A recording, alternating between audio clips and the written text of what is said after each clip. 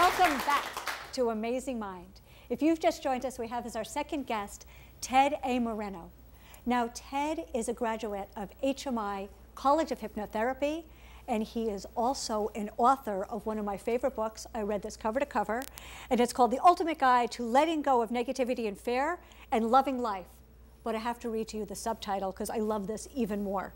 What I learned from my journey from hater to appreciator. Please help me welcome my very special guest, Ted. Now, Ted, I'm going to start on the first journey. What brought you to HMI? Well, desperation, basically. Tell me what you mean. I'd been searching for something meaningful to do for quite a long time. Yeah, up until I got started with HMI, I'd never had a career, I just had a series of jobs. Yeah. So here I was 40 plus, looking for something that had some meaning. I'd been thinking about maybe going into an MFT program, but at 40 years old, I didn't want to spend another 8 years in college. And then I went to a seminar at the Sheraton near Disneyland, and the woman giving the seminar I thought was very interesting and very good, and I went up and spoke with her. And it turned out to be Michelle Guzzi, an instructor here at HMI. That's right. She told me she attended the college here, and she suggested very strongly that I come to visit. I took her advice. I think she might have hypnotized me. I took her advice. I came, and the minute I walked into the place, I knew I was in the right place. I registered that night and never looked back. Now, were you a hater at that time, and what were you hating? Well, I'm certainly hating the fact that I kept going from job to job and just didn't like anything out there. So I was definitely hating on that. But I was definitely also coming into a greater appreciation of my own life, my own talents, my own skills and abilities, greater confidence. So I was kind of in the mid-range of hater appreciator. You're on the spectrum there. That's right. So what did your mind tell you about why you shouldn't come to HMI? Oh, you've started all kinds of things before and have never finished, things like that. Things like, oh, you can't really do this. You can't make a living at it. And where were you living at that time? I was living in Sierra Madre. Oh, so what about the drive? Well, I thought, it's funny because when I first saw the ad for HMI, I said, well, that sounds interesting. Oh, my God, it's in Tarzana. That's way too far to drive. Yes. So it wasn't even a possibility until the time was right, and I made the first drive out here, and I thought, I can do this. So even without the HMI training, what made you get over those humps and actually sign up and come to class that first night? Well, like I said, desperation was a part of it. But even before I started classes, I went to Michelle for hypnotherapy. And I told her, I need to make this work. You need to give me whatever I need to make this work. And she did. And here you are. And here I am. So you took the course. Did you write the book while you were in your private practice? How did the book come about? So I graduated from HMI in 2004. Fast forward to 2009. I did all the things I swore I'd never do. I got married. I had a couple of kids. I bought a house. I started a business, hypnotherapy practice. And in 2009, I started writing a blog post called Ted's Tips for Transformation. So I was writing this blog post every week.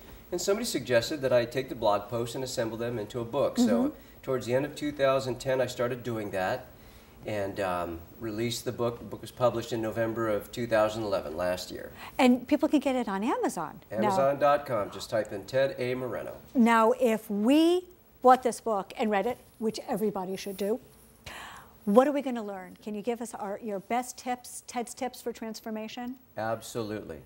I think the first thing and the most important thing you should get from my book is to accept yourself, to be okay with who you are, and to be okay with everything you're not. To understand that to go from hater to appreciator, you need to start with yourself. You need to stop hating on yourself and start appreciating yourself. Whatever you can find about yourself to appreciate, to acknowledge, to celebrate. You really need to learn to do that and come to a place of self-acceptance and maybe even self-love. Well, I'll tell you the first thing I took from that I really agreed with. I only love myself when I win. And that's a quote from your book. So talk to me how I moved from that to kind of loving myself even when I don't win.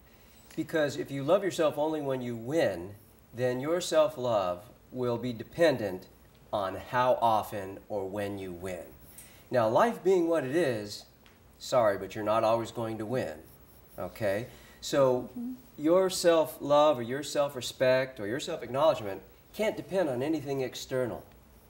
Otherwise, it will always be, well, if this happens and this happens, it'll always be dependent on what's going on out there. Self-love comes from inside. It's not shaped from outside circumstances. Okay, so that comes from within. What's another way that we should just view the world that you can teach us for transformation? Well, it may not be true, but I think it's a good place to stand to believe that the universe is on your side. Well, I know that when I think the universe is against me, I can find plenty of evidence. Absolutely. And if you look for evidence as to why the universe is against you, you will find it. But by the same token, if you look for evidence of why the universe is conspiring in your favor, you will find that too, and that will make you feel better. Well, what happens if I have a setback? Then have I been proved wrong? Absolutely Show me not. A reframe so I can make it so the universe is really, truly conspiring on my side. You can look at that setback and go, wow, a setback. Where's the opportunity for me to grow here? Where's the opportunity for me to learn? The universe is throwing this setback at me. For what reason? You know, this is in the process of my own evolution and transformation. You know, I have to get tougher, stronger, meaner maybe to overcome this challenge. Yes. I like that. The universe is conspiring in my favor. What else can you teach me? So one of the things that I discovered that I really had to kind of teach myself is that, you know, life is hard, but that doesn't mean that you suck. So life is hard. Life has challenges. We're not always going to win. We're going to fall short of our own expectations. We're going to disappoint others. And we might even have some major blunders in our experience. But that doesn't mean that we suck. All it means is that we're human, having a human experience. So I think it's really important to remember that in the course of our life, you know, we're going to screw up. We're going to have failures. We're going to make mistakes. But if we can still maintain our self-acceptance and not beat ourselves up for the normal journey that every human being has, then we can kind of stand in that place of power. Yes. Now, there was my favorite section, which you could probably guess what it was. It was on mothers and grandmothers. What did you have to say about them? I believe that they all should be, first of all, there was a number of things I said in that section, but I believe all politicians, the majority of politicians, the majority of kings and queens and dictators should be women.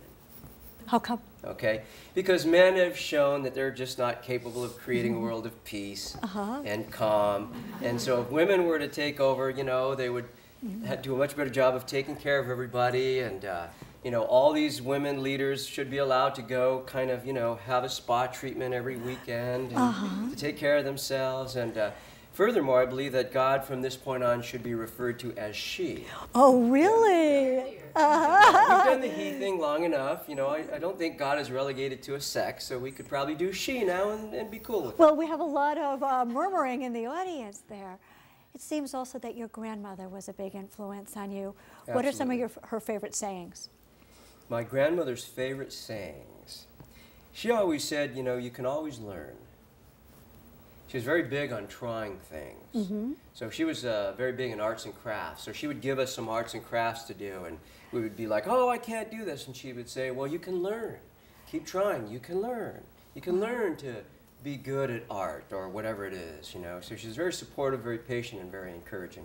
And you kind of bring a lot of her energy into your hypnotherapy practice? I certainly try. And with your parenting and being a mindful spouse? Well, it's not as easy with being a parent, but I certainly, that is my objective, that is my goal with my kids as well as my wife. Yes. Can someone learn self-hypnosis from your book? Or does someone need to use your book and then seek out a great hypnotherapist from HMY College of Hypnotherapy? I would suggest the book is a good introduction to what I do and will allow people to take the next step to maybe seeking out a hypnotherapist or taking a self-hypnosis class. Now, I love it that you came from being a hater to actually being a published author. Was there anything scary along the way when you thought, wow, I'm going to be an author, I'm going to get published? What were you afraid of? Everything. I was afraid of people not liking it, of me not being able to do it, that it wasn't going to be good enough, that people would laugh and not take me seriously. So yeah, I mean, it was a perilous journey the whole way, almost the whole way till the end was in sight. Then I was like, wow, maybe this is really going to happen. That's right. Well, I have to share some wisdom from my grandmother, who said, never sacrifice the good for the perfect. And that's something that helps me continue on my journey. It doesn't have to be perfect. It has to be good. Yeah. Well, it's not perfect, but I think it's good. Yes. So what's it like being an appreciator? Tell me about what your day is like.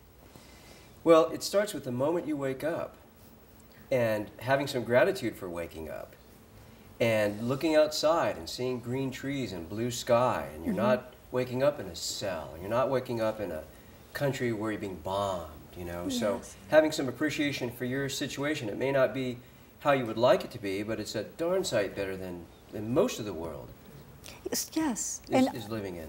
I think, what is it? There's a saying, what you have makes you happy. Absolutely. Not what you want, but what you have. There's a great wisdom.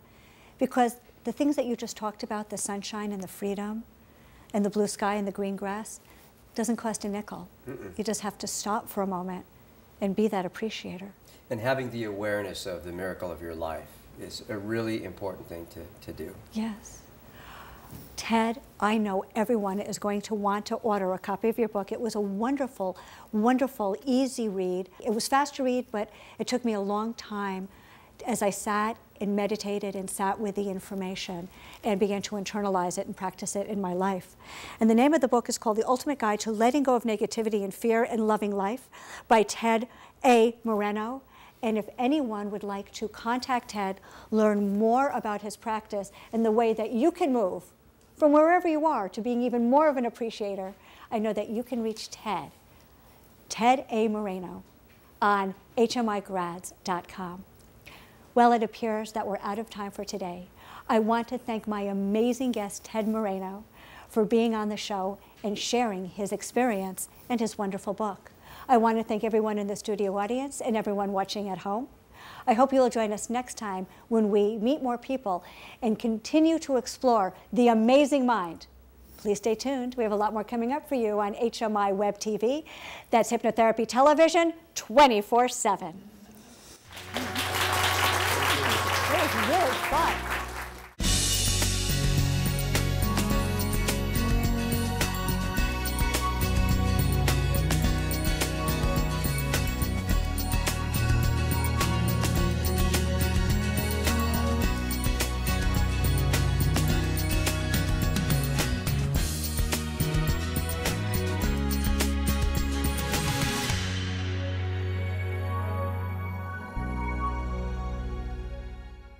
And what were you hating? Well, I'm certainly hating the fact that I kept going from job to job and just didn't like anything out there. So I was definitely hating on that. But I was definitely also coming into a greater appreciation of my own life, my own talents, my own skills and abilities, greater confidence. So I was kind of in the mid-range of hater appreciator. You're on the spectrum there. That's right. So what did your mind tell you about why you should? Also an author of one of my favorite books. I read this cover to cover, and it's called The Ultimate Guide to Letting Go of Negativity and Fear and Loving Life. But I have to read to you the subtitle because I love this even more. What I learned from my journey from hater to appreciator. Please help me welcome my very special guest, Ted. Now, Ted, I'm going to start on the first journey. What brought you to HMI? Well, desperation, basically. Tell me what you mean. I'd been searching for something meaningful to do for quite a long time. Yeah, up until I got started with HMI, I'd never had a career, I just had a series of jobs. Yeah. So here I was 40 plus, you know, looking for something that had some meaning. I'd been thinking about maybe going into an MFT program, but at 40 years old, I didn't want to spend another 8 years in college. And then I went to a seminar at the